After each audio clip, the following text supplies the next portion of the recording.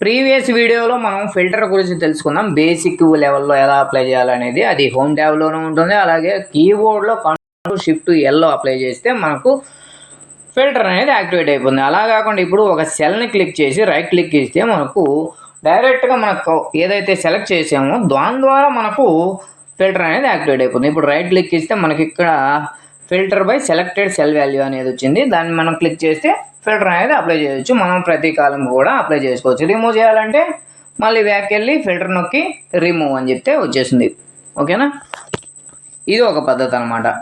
ఇప్పుడు మనం control shift yellow press చేయకుండా ఈ విధంగా చేసుకోవచ్చు. తీసేయాలన్నా కానీ ఇక్కడ టాప్లో ఉంటుందన్నమాట. ఒకసారి అప్లై చేసి తీసేయాలి అంటే అక్కడ ఆప్షన్ యాక్టివేట్ అవుతుంది, రిమూవ్ ఫిల్టర్ ఫ్రమ్ దిస్. ఏదైతే టాప్లో మీకు హెడ్డింగ్ ఉందో దాన్ని ఆ కాలంతో యాక్టివేట్ అయిపోతుంది. ఇది ఒక పద్ధతి అనమాట. అలాగే మల్టిపుల్ కాలమ్స్ కూడా ఇది అప్లై చేసుకోవచ్చు. ఇది కూడా సేమ్ అలాగే వర్క్ చేస్తుంది. అలా కాకుండా మనకు ఇప్పుడే ఈ క్లాస్లో మనం ఏం నేర్చుకుందామంటే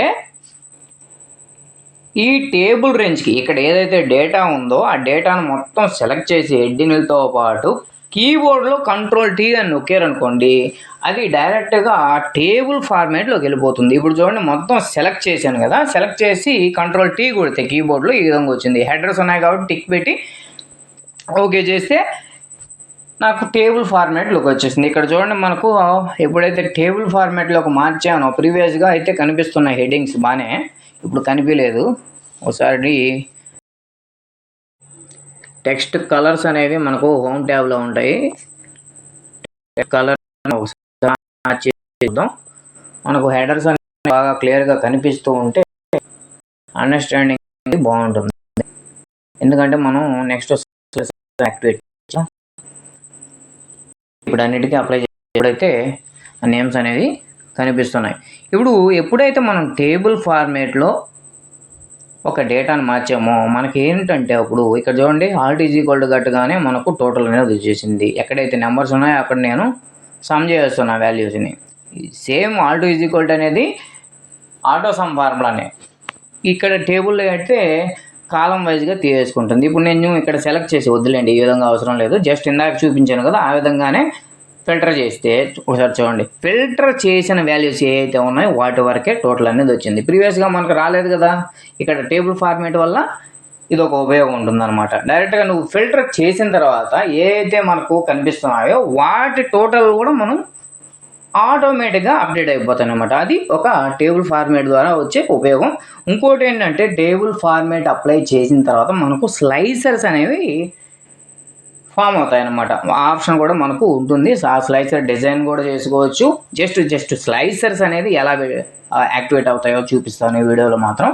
ఎప్పుడైతే టేబుల్ ఫార్మేట్ అప్లై చేసామో మనకు ఇన్సర్ట్లో స్లైసర్స్ అని కొడితే హెడ్డింగ్స్ అన్నీ కలిపి ఇక్కడ వస్తుంది. దేనికి కావాలి నీకు స్లైసర్ అనేది. ఇప్పుడు నేనైతే రెగ్యులర్గా ఏటికైతే ఫిల్టర్ అనే ఆప్షన్ ఉపయోగిస్తూ ఉంటానో వాటి వరకే నేను టిక్ పెట్టి, ప్రతిదానికైనా పెట్టుకోవచ్చు, వాటి వరకే 3 వరకు పెట్టి నేను ఓకే అంటే నాకు 3 స్లైసర్స్ వచ్చేసినాయి. ఓకేనా. ఇప్పుడు ఇందాక ఫిల్టర్లో నేను ఏదైతే చేశానో అదే పని ఇక్కడ చేస్తానన్నమాట. ఇవి ఎక్కువగా డాష్ బోర్డ్లో ఉపయోగిస్తాం. నార్మల్ డేటాలో పెద్ద అవసరం ఉండదు, కాకపోతే కొద్దిగా అడ్వాన్స్డ్గా ఉంటుంది, కొత్తగా కూడా ఉంటుంది. ఏదైతే సెలెక్ట్ చేసావో అయ్యే వస్తాయి. నీకు సెలెక్ట్ అయ్యింది అని ఎలా తెలుస్తుందంటే ఆ కలర్లో హైలైట్ అవుతూ ఉందన్నమాట. ఈ లేదు వైట్ కలర్లో ఉన్నాయన్నీ కూడా అన్సెలెక్షన్లో ఉన్నట్టు.